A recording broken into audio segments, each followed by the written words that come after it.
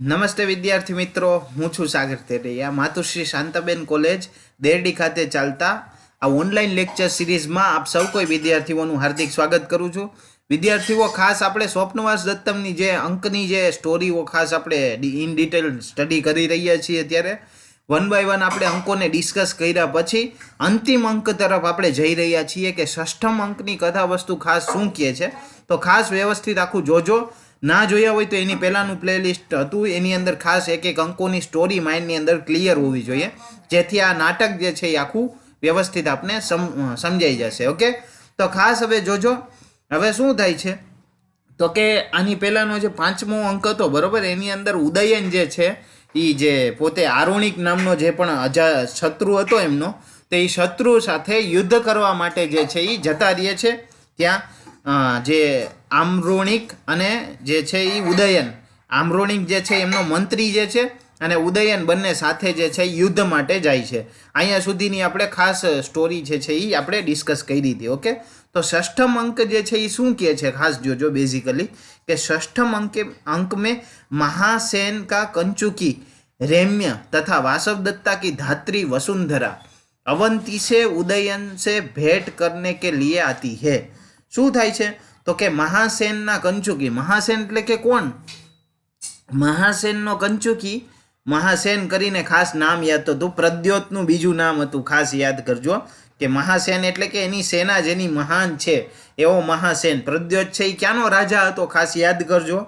પહેલા અંકની અંદર આપણે ખાસ જોયું હતું કે પ્રદ્યોત જે છે એ ઉજ્જૈનીનો નરેશ હતો, બરાબર છે. અવંતીનો જે છે એ અવંતી રાજ્યનો રાજા હતો અને એનો કંચોકી જે છે એનું નામ છે રૈમ્ય, ખાસ નામ યાદ રાખજો. અને વાસવ દત્તાની ધાત્રી, બરાબર, વસુંધરા કરીને છે. અવંતી છે ઉદયન છે ભેટ કરને કે લીએ આતી હૈ, એટલે ઉદયનને મળવા માટે આવે છે આ વસુંધરા જે છે એ, બરાબર છે, અવંતી છે. પછી થાય છે શું तो कि प्रतिहार से यह भी सूचना मिलती है कि किसी व्यक्ति ने नर्मदा तटीय जंगलों में घोषवती नामक वीणा प्राप्त की थी, जिसकी ध्वनि को सुनकर महाराज ने इसे मंगा लिया है तथा वासव दत्ता का स्मरण कर विलाप कर रहे हैं. એટલે વાસવ દત્તાના સ્મરણ કરીને વિલાપ કરે છે. કોણ વિલાપ કરે છે? રાજા ઉદયન જે છે એ. કારણ એનું કે નર્મદા તટીય જંગલોની અંદર ઘોષવતી નામની વીણા, આ ઘોષવતી વીણા કોની હતી ખાસ યાદ કરજો. પહેલા લેક્ચરની અંદર આપણે ખાસ સૌથી પહેલા સ્ટાર્ટિંગમાં કીધું હતું કે ઘોષવતી જે વીણા જે છે એ રાજા ઉદયનની છે, બરાબર છે. ઉદયન જે છે એ વીણા વાદનની અંદર પ્રવીણ હોય છે ખાસ, એટલે એ બધી વસ્તુઓ આની અંદર જોવા મળે છે. તથા વાસવ દત્તા કા સ્મરણ કર વિલાપ કરતા, એટલે વાસવ દત્તાનું સ્મરણ કરતા કરતા આ જે વીણાનું જે વાદન જે છે એ કરી રહ્યા છે. અને ઉદયન को महासेन से यहाँ से कंचुकीय तथा धात्री के आने की सूचना दी जाती है. એટલે ઉદયન को महासेन એટલે કે ઉદયનને સૂચના મળે છે કે મહાસેન એટલે કે પ્રદ્યોત અને કંચુકીય જે ધાત્રી જે છે જેનું નામ છે વસુંધરા, તો એ બંને જે છે એ મળવા માટે તમને આવ્યા છે. આવી સૂચના મળતાની સાથે શું થાય તો કે વહ પદ્માવતી કે સાથ ઉનસે ભેટ કરતા હે, એટલે પદ્માવતી ને બંને જે છે એ સાથે એમને મળે છે બધાને. અને મહાસેન કી મહિષી अंगाखती का संदेश सुनाते हुए धात्री कहती है कि महारानी ने कहा है कि तुम्हारे और वासव दत्ता का संबंध तो हम लोग को भी अभिष्ट था ही. એટલે હવે શું થાય છે વિદ્યાર્થીઓ ખાસ કે જે પ્રદ્યોત, પહેલા અંકની અંદર પ્રદ્યોત જે હતો જે રાજા, બરોબર છે, ઉજ્જૈનીનો, એની સાથે એની જે બેન હતી વાસવ દત્તા અને ઉદયને જ્યારે બંને જે મેરેજ કરેલા હતા ને એની વિરુદ્ધ હતા આ બધા, આ જે ઉજ્જૈની વાળા. તો હવે એની સાથે સહેમત થાય છે, તો માટે આ લોકો વાસવ દત્તા આ ઉદયનને ખાસ રાજમહેલ મળવા આવ્યા છે અને કહે છે કે ભાઈ મહારાની કહેતી, એટલે એ પ્રદ્યોતની જે વાઇફ જે છે એ મહારાની, જે ઉજ્જૈનની જે મહારાની છે એ કહે છે કે તુમારે ઓર વાસવ દત્તા કા સંબંધ હમ લોકો કો ભી અભિષ્ટ થાય, એટલે કે તમારો જે સંબંધ હતો એ અમને પણ ગમતો હતો, ન તો ગમતો એવો નહોતો, પરંતુ પર તુમ ચપલતા વ શીઘ્ર ही ભાગ ગયે થે, તમે ભાગી ગયા હતા ને એ અમને નહોતું ગમ્યું. એમ અમે સહેમત હતા તમારા બંનેના મેરેજ કરાવવા માટે, પરંતુ આ વસ્તુ યોગ્ય નહોતી થઈ. તુમારે જાને પર હમ લોગોને ચિત્ર ફલક के सहारे तुम दोनों का विवाह कर दिया, કે તમે જ્યારે ભાગીને જતા રહ્યા હતા તો તમારા બંનેના વિવાહ જે છે એ ચિત્રફલક એટલે તમારી બેનની મૂર્તિ રાખી અને અમે વિવાહ સંસ્કાર જે છે એ ત્યાં કરાવ્યા હતા ઉજ્જૈનની અંદર. अब इसी चित्र फलक को लेकर धैर्य धारण करो. હવે એ જે ચિત્ર ફલક જે છે એ અહીંયા લઈને ધૈર્ય धारण करवानी बात करे छे. इस चित्र फलक को देखकर पद्मावती कहती है कि ऐसी ही एक स्त्री मेरे पास है जिसे एक ब्राह्मण ने प्रोषित प्रोषित प्रोषित पति का कहकर न्यास के रूप में रखा है. प्रोषित पति का એટલે કે એ જે બીજાની ધરોહર માની અને મારી પાસે રાખી છે. કારણ કે જો હવે ઉદયન અને પદ્માવતી બંને આ ચિત્ર જે છે એને જોવે છે. એ ચિત્ર કયું હતું તો કે જે વાસવ દત્તા અને ઉદયનના જે મેરેજ ભાગીને જે થયેલા હતા ને પ્રથમ અંકની અંદર ખાસ, તો એ જ સ્ટોરી છે એ અહીંયા રિપીટ થાય છે. જે વાસવ દત્તાનું જે વર્ણન આ ચિત્રની અંદર કરેલું છે તો પદ્માવતી સેમ ઇટ ઇઝ ઓળખે છે. કારણ કે પદ્માવતી જે છે એની એક દાસી, એની જે સખી હતી ખાસ પ્રિય, તો એ વાસવ દત્તા હતી. તો ચિત્ર જોઈને પદ્માવતી કહે છે કે આવી સ્ત્રી મેં પણ જોઈ છે કે મને એક બ્રાહ્મણે ધરોહરના રૂપમાં મને જે આપી હતી એવી જ સ્ત્રી તમે જે છે એ બતાવી રહ્યા છો. યહ સુનકર રાજા ઉસે બુલા આને કી આજ્ઞા કરતા હે. ઉદયન જે છે કહે છે કે એને ફટાફટ બોલાવો અહીંયા, કારણ કે હવે જે છે એ ટ્વિસ્ટ આવશે અને હવે જે છે એ આખી પોલ જે છે એ ખુલશે. અને હવે શું થાય છે, इसी बीच योग गंधरायण अपनी धरोहर वापस लेने के लिए उपस्थित हो जाता है. અને હવે શું થાય છે તો કે આ પરિસ્થિતિની અંદર જ જે યોગ ગંધરાયણ કરીને મંત્રી હતો ને એ પોતાની ધરોહર પાછી લેવા માટે પદ્માવતી પાસે ઉપસ્થિત થાય છે. अवंतिका वेश में वासव दत्ता जब वहाँ लाई जाती है तब उसकी धाई वसुंधरा उसे पहचान कर कहती है.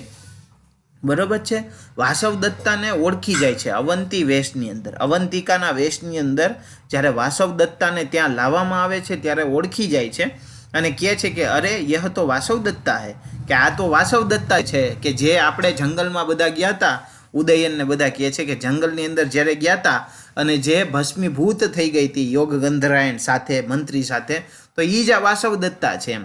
इस पर राजा अपनी आज्ञा से उसका ચુંઘટ હટાવતા હે. એની જે એનો ઘૂંઘટ હતો, રાજા પોતાની આજ્ઞાથી એને ઘૂંઘટ હટાવવાનું કહે છે. અવસર દેખકર યોગ ગંધરાયણ भी अपना कल्पित वेश हटाकर राजा का जय घोष करता है. એટલે કે યોગ ગંધરાયણ પણ હવે સામે આવે છે પિક્ચરની અંદર કે ભાઈ હું પણ જીવું છું એમ.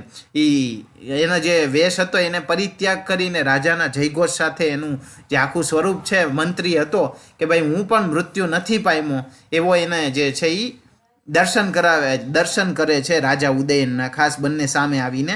પછી જે થાય છે કે વાસવ દત્તા ભી अपने સ્વર મિલાતી હે. વાસવ દત્તા પણ જય ઘોષની અંદર યોગ ગંધરાયણ સાથે જોડાય છે અને યોગ ગંધરાયણ રાજા કે પેરો મેં ગીર પડતા હે. પેરોમાં એટલે કે એના પગમાં પડે છે. કોણ પગમાં પડે છે? રાજા યોગ ગંધરાયણના. બરોબર છે, યોગ ગંધરાયણ જે છે એ રાજાના પગમાં, ઉદયનના પગમાં પડે છે.